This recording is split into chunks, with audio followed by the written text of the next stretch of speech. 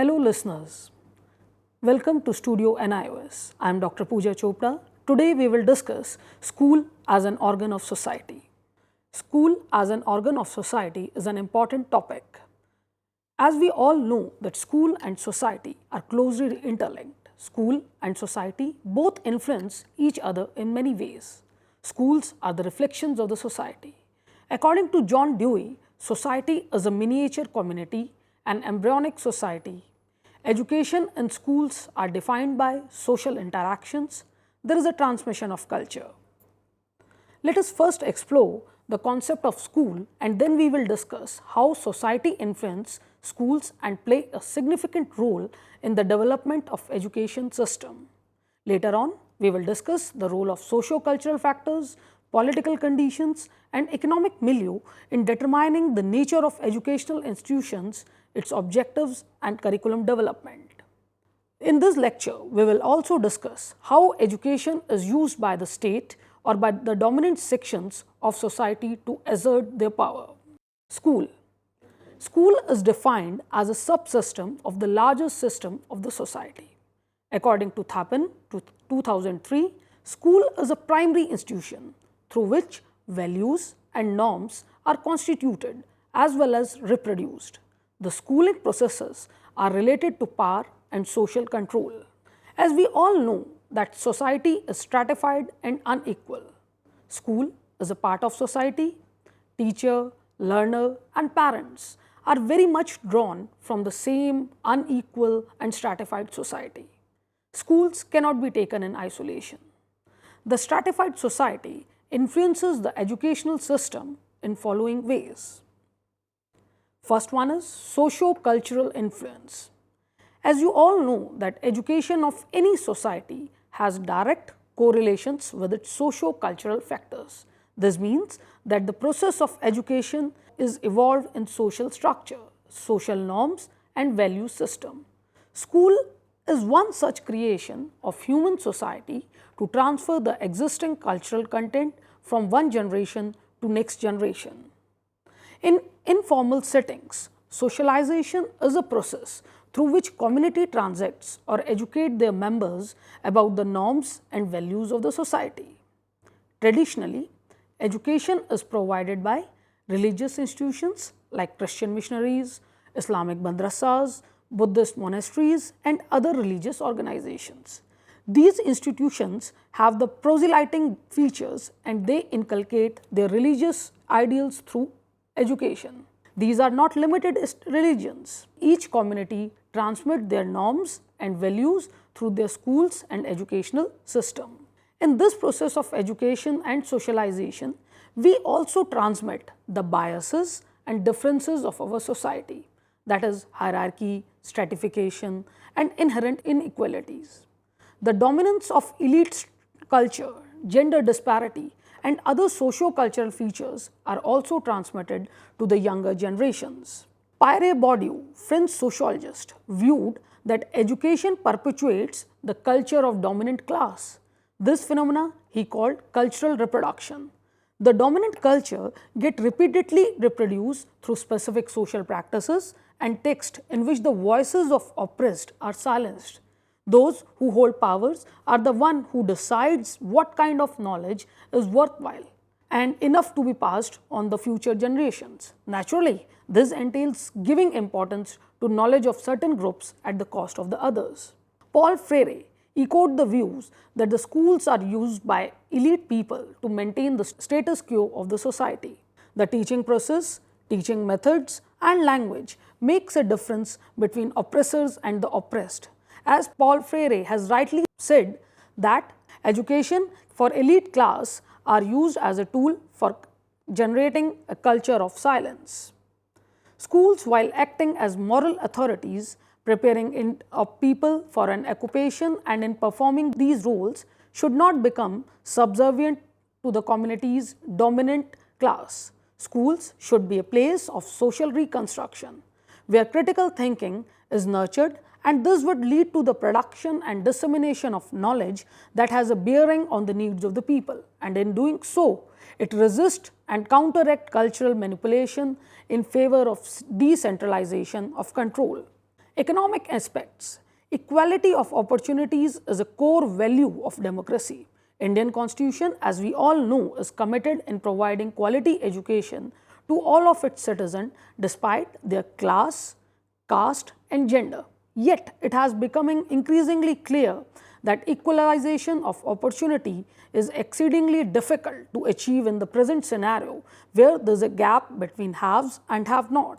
Due to this gap between rich and poor has been widened, we know that there are different kinds of schools serving different sections of people in society. Some cater to the elite and some cater to the middle class while other caters to the poor and the disempowered. There are also some schools that are established within the purpose of integrating cultural knowledge within school curriculum. It is commonly felt that children from schools for the elite and the influential develop cognitive skills and perspectives that equip them for better and privileged to succeed in the life. Therefore, economy of society is an important factor which has deep-rooted implications on educational development and human development of any region. Karl Marx considered economy the basic structure for getting power and dominance in society. Further, educational system also plays an important role in legitimizing control of the dominant section of the society. Thus, the economy can create wealth, but educational power can only make it sustainable and provide legitimacy in the society. Now, we will discuss about political conditions and its influence on education. The nature of state, political parties, its ideologies and policies direct the nature of the education system and its policy in society. Paul Freire called it as a political agenda of education. Democratic states profess ideals of democratic education development. However, inherent inequality is the weakness of these states. Indian democracy could not achieve the goal of common school system due to political lobbying, as business interests of the elite class are against the establishment of common school system. All democratic societies fail to provide education for all, particularly the deprived and marginalized sections. They could not have equal access to education owing to the differential status. As we all know that education favors the elite, as the elites are the one who forms the rules and policies of education. Contrary to this, socialist states claim for common education system, but inculcate their own political ideology rather than secular education. For example, communist regime of USSR and Nazi socialist principle of Germany are two best examples of this. In 1933, under Nazi German education system, schools were designed to mold children to get them unquestionably accept Nazi's doctrine. Similarly, USSR after 1917 used education to continue their communist agenda, and educational institutions become the place of political socializations rather than the search of truth. All kinds of knowledge could not be considered worth imparting. Political and economic considerations determine the validity or appropriateness of any knowledge. It is this validity of knowledge that decides its inclusion or omission from the curriculum framework. Educational aims have a historical character and they change over a period of time. For example, Britishers use education as a tool for dominating Indians ideologically, which strengthened their colonial rule. For example, Macaulay in his minutes of 1835 states that a single shelf of a good European library was worth the whole native literature of India and Arabia. Macaulay minutes also pronounce that any kind of spending on Sanskrit and Arabic learning would be a dead loss. The Macaulay stated, why we spend on the Arabic and Sanskrit colleges? It is not merely a dead loss to the cause of truth. It is a bounty money paid to raise up the champions of error. Thus, he is deteriorating the indigenous knowledge at the cost of their own knowledge. Colonial education strengthened its hold by systematic rejection of indigenous knowledge and replacing it with knowledge as well as the culture of the colonists themselves. and then they maintain their supremacy over the locals. All these factors, namely socio-cultural, economic, and political factors, have a deep-rooted influence on the education system and its development. Apart from these three factors, the history of society, geographical context, and other complexities indirectly influences the education process and overall development of the society. Despite these influences, the differences in ability and family background of the children should be equally deserving of respect, equally worth of membership in the school community, and equally entitled to develop their unique potential. Let us summarize. Listeners, in this lecture, we have discussed that education and society have close association since inception of society itself. On one hand, education prepares individuals to perform different social roles in society, whereas on other hand, society and culture determine system of socialization and the nature of education to be imparted to its member. Each society, from simple to the complex one, has its own system of educating their young generation, and accordingly the education's institutions are developed. On one hand, education prepared individuals to perform different social roles in the society, whereas on the other hand, society and culture determines the system of socialization and the nature of education to be imparted to the members. Each society, from simple to the complex one, has its own system of educating their young learners, and accordingly the institutions are developed. First, education carries many of the social functions in society to determine culture and knowledge. This alone makes mankind different from other animals of the earth. Secondly, society has played a detrimental role in the process of education. The nature of state, political parties, its ideologies and policies direct the nature of education system and its policy in the society. Hence, education of any society has direct correlations with its social cultural factors. The process of education evolves in its social culture, social norms and value system. So, school is one such creation of human society to transfer the existing cultural content from one generation to the next generation. Thus, school is a part of society. Teacher, learner, parents are very much drawn from the same unequal and stratified society. Schools cannot be taken in isolation. Hence, schools are not neutral. They are influenced by various factors such as socio-political factors, cultural factors, and geographical context. Thanks for your patience listening.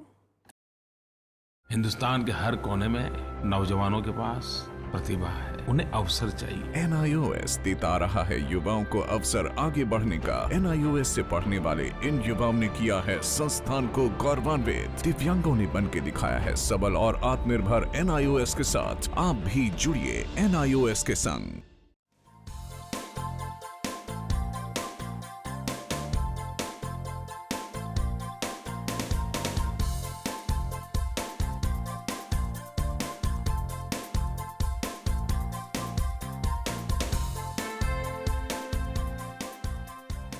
घर बैठे पाएं राष्ट्रीय मुक्त विद्यालय शिक्षा संस्थान यानी NIOS में एडमिशन, वो भी एकदम आसान तरीके से, जिससे शिक्षार्थियों को होगी समय और धन दोनों की बचत। NIOS से शिक्षा कभी भी कहीं भी। शिक्षार्थियों, क्या आप जानते हैं NIOS में एडमिशन लेने का सरल और सुगम तरीका, जिससे शिक्षार्थियों को ऑनलाइन प्रवेश लेने में सहूलियत मिलती है। NIOS में प्रवेश की प्रक्रिया पूर्णतया ऑनलाइन है। शिक्षार्थी घर बैठे इंटरनेट द्वारा प्रवेश के लिए सबसे पहले NIOS की वेबसाइट www.nios.ac.in पर लॉगिन करें। अपना ईमेल आईडी और पासवर्ड डालकर अपना पंजीकरण करें। पंजीकरण के बाद लॉगिन करने पर ऑनलाइन प्रवेश हेतु आवेदन पत्र खुलेगा। आवेदन पत्र को निर्देशानुसार भरें और प्रिंट आउट लें। इस प्रिंट आउट पर अपनी फोटो संलग्न करें।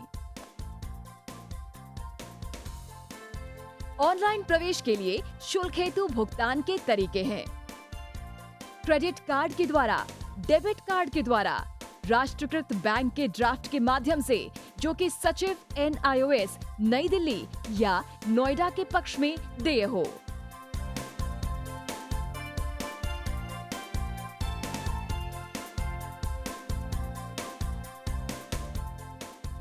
भरे हुए आवेदन पत्र के साथ साथ डिमांड ड्राफ्ट और संलग्न किए जाने वाले दस्तावेज हैं: जन्म रजिस्ट्रार के जिला कार्यालय से जारी जन्म प्रमाण पत्र की सत्यापित प्रति, जिसमें जन्म तिथि अंकित हो, पिछले विद्यालय से प्राप्त विद्यालय छोड़ने का प्रमाण पत्र, जिसमें आवेदक की जन्म तिथि लिखी हो।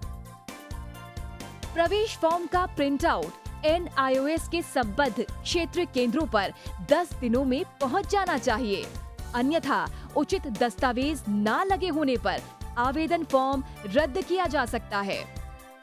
प्रवेश प्रक्रिया की पुष्टि होने के बाद शिक्षार्थियों को परिचय पत्र व अध्ययन सामग्री डाक द्वारा तुरंत पहुंचाई जाती है। ऑनलाइन प्रवेश एक बहुत ही सुगम और सुविधाजनक प्रवेश प्रणाली है। Online on time for safe and secure admission.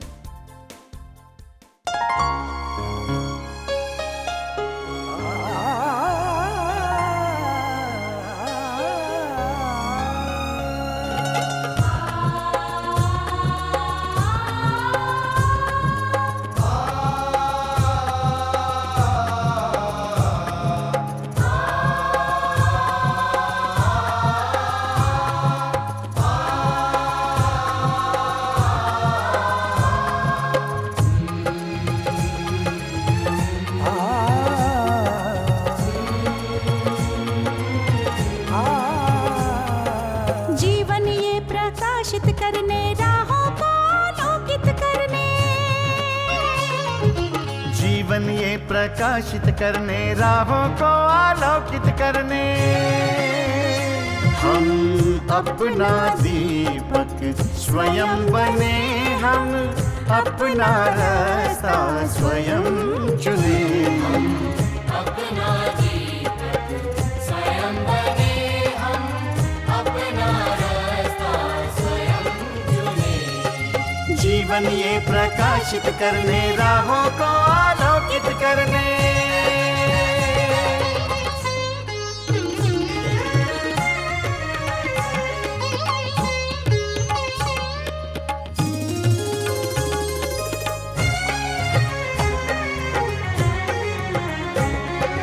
धन साधन समय की सीमा से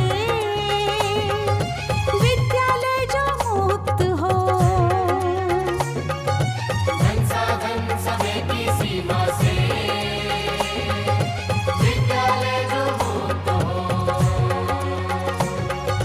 कभी पढ़े हम कहीं पढ़े वे विषय की लोच से युक्त हो, कभी पढ़े हम कहीं पढ़े वे विषय की लोच से युक्त हो। मित्रों हम उठे और जागे, मंजिल आने की ध्वनि सुने, हम अपना दीपक स्वयं बने, हम अपना जीवन ये प्रकाशित करने राहों को आलोकित करने।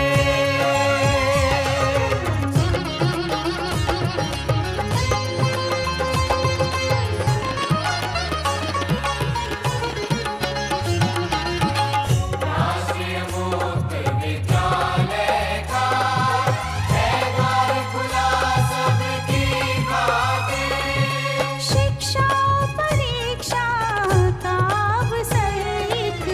बार ही क्यों मिलता फिर शिक्षा परीक्षा का अवसर एक बार ही क्यों मिलता फिर दुनिया में इसके केंद्र बन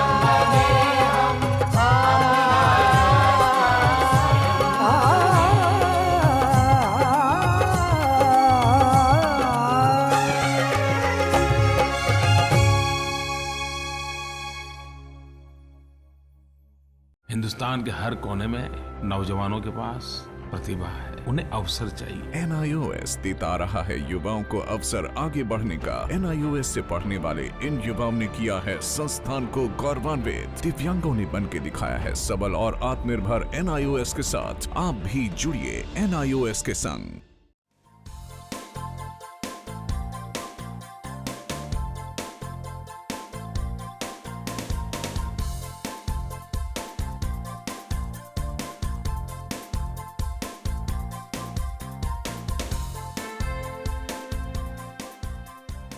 घर बैठे पाएं राष्ट्रीय मुक्त विद्यालय शिक्षा संस्थान यानी NIOS में एडमिशन, वो भी एकदम आसान तरीके से, जिससे शिक्षार्थियों को होगी समय और धन दोनों की बचत। NIOS से शिक्षा कभी भी कहीं भी। शिक्षार्थियों, क्या आप जानते हैं NIOS में एडमिशन लेने का सरल और सुगम तरीका, जिससे शिक्षार्थियों को ऑनलाइन प्रवेश लेने में सहूलियत मिलती है। NIOS में प्रवेश की प्रक्रिया पूर्णतया ऑनलाइन है। शिक्षार्थी घर बैठे इंटरनेट द्वारा प्रवेश के लिए सबसे पहले NIOS की वेबसाइट www.nios.ac.in पर लॉगिन करें। अपना ईमेल आईडी और पासवर्ड डालकर अपना पंजीकरण करें। पंजीकरण के बाद लॉगिन करने पर ऑनलाइन प्रवेश हेतु आवेदन पत्र खुलेगा। आवेदन पत्र को निर्देशानुसार भरें और प्रिंट आउट लें। इस प्रिंट आउट पर अपनी फोटो संलग्न करें। ऑनलाइन प्रवेश के लिए शुल्क हेतु भुगतान के तरीके हैं: क्रेडिट कार्ड के द्वारा, डेबिट कार्ड के द्वारा, राष्ट्रीयकृत बैंक के ड्राफ्ट के माध्यम से, जो कि सचिव NIOS नई दिल्ली या नोएडा के पक्ष में देय हो।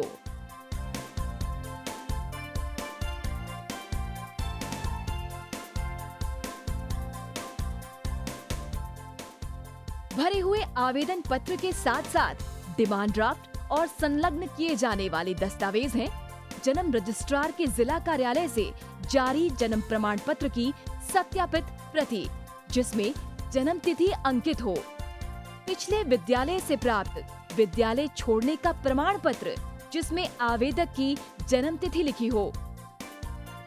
प्रवेश फॉर्म का प्रिंट आउट NIOS के संबद्ध क्षेत्रीय केंद्रों पर 10 दिनों में पहुंच जाना चाहिए, अन्यथा उचित दस्तावेज न लगे होने पर आवेदन फॉर्म रद्द किया जा सकता है। प्रवेश प्रक्रिया की पुष्टि होने के बाद शिक्षार्थियों को परिचय पत्र व अध्ययन सामग्री डाक द्वारा तुरंत पहुंचाई जाती है। ऑनलाइन प्रवेश एक बहुत ही सुगम और सुविधाजनक प्रवेश प्रणाली है। Online on time for safe and secure admission.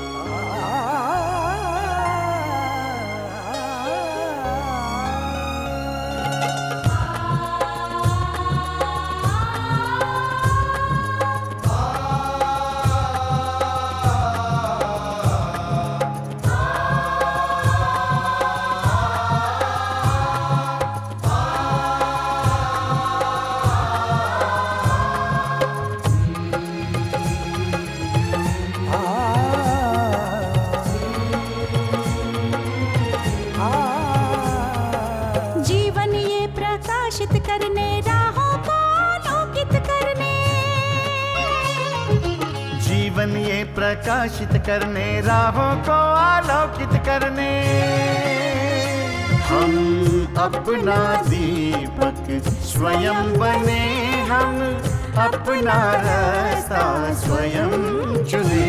हम अपना दीपक स्वयं बने, हम अपना रास्ता स्वयं चुने। जीवन ये प्रकाशित करने, राहों को आलोकित करने।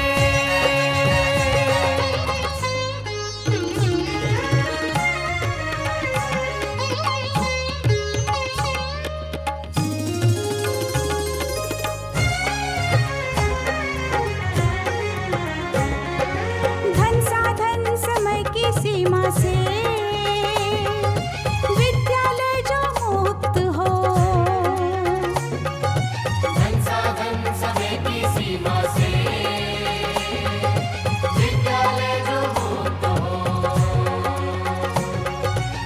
कभी पढ़े हम कहीं पढ़े, वे विषय की लोच से युक्त हो।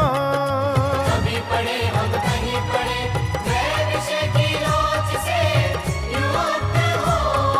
मित्रों हम उठे और जागे, मंजिल आने की ध्वनि सुने हम, अपना जीवन स्वयं बने हम, अपना रास्ता स्वयं चुने।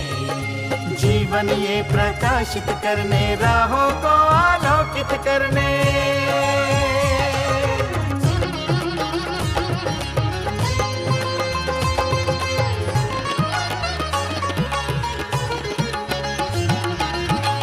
राष्ट्रीय मुक्त विद्यालय का है द्वार खुला सबकी खातिर। शिक्षा परीक्षा का अवसर एक बार ही क्यों मिलता फिर। शिक्षा और परीक्षा का अवसर एक बार ही क्यों मिलता फिर। दुनिया में इसके केंद्र बहुत, कोई मन चाहा केंद्र चुने हम, अपना जीवन स्वयं बने हम, अपना रास्ता स्वयं चुने। कोई मन चाहा केंद्र चुने हम, स्वयं बने हम,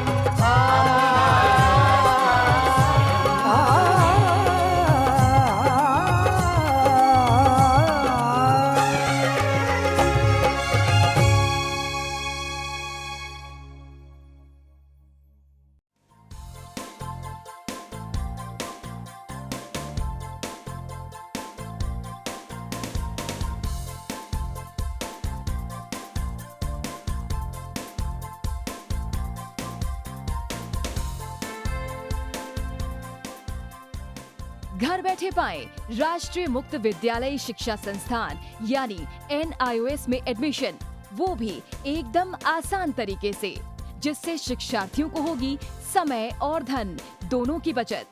NIOS से शिक्षा कभी भी कहीं भी। शिक्षार्थियों, क्या आप जानते हैं NIOS में एडमिशन लेने का सरल और सुगम तरीका, जिससे शिक्षार्थियों को ऑनलाइन प्रवेश लेने में सहूलियत मिलती है।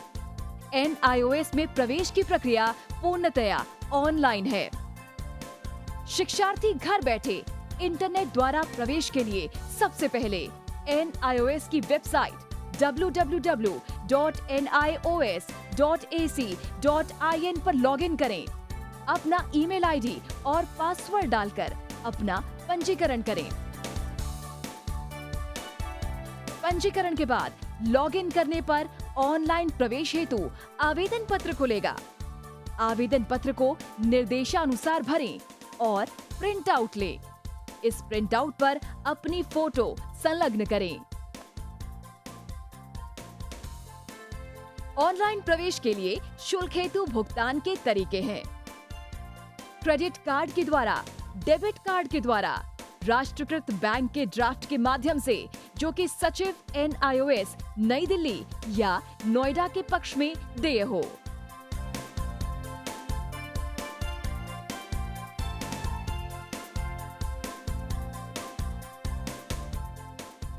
भरे हुए आवेदन पत्र के साथ साथ डिमांड ड्राफ्ट और संलग्न किए जाने वाले दस्तावेज हैं: जन्म रजिस्ट्रार के जिला कार्यालय से जारी जन्म प्रमाण पत्र की सत्यापित प्रति, जिसमें जन्म तिथि अंकित हो, पिछले विद्यालय से प्राप्त विद्यालय छोड़ने का प्रमाण पत्र, जिसमें आवेदक की जन्म तिथि लिखी हो।